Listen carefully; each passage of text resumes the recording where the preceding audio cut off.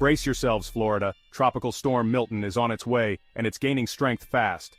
Just days after Hurricane Helene wreaked havoc, causing at least 20 deaths and widespread devastation, Florida is now preparing for Tropical Storm Milton.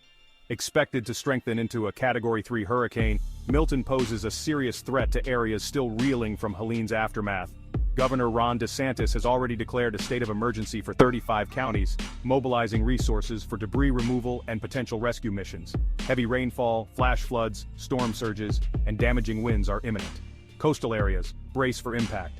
Residents are urged to take immediate action, secure your homes, stock up on essentials, and follow evacuation orders. Exhausted yet resilient, the community stands on the front line of another extreme weather event. These back-to-back storms are a harsh reminder of the increasing frequency and intensity of such disasters. Preparation is key. Stay informed, stay safe, and let's weather this storm together. Remember, your safety is the priority.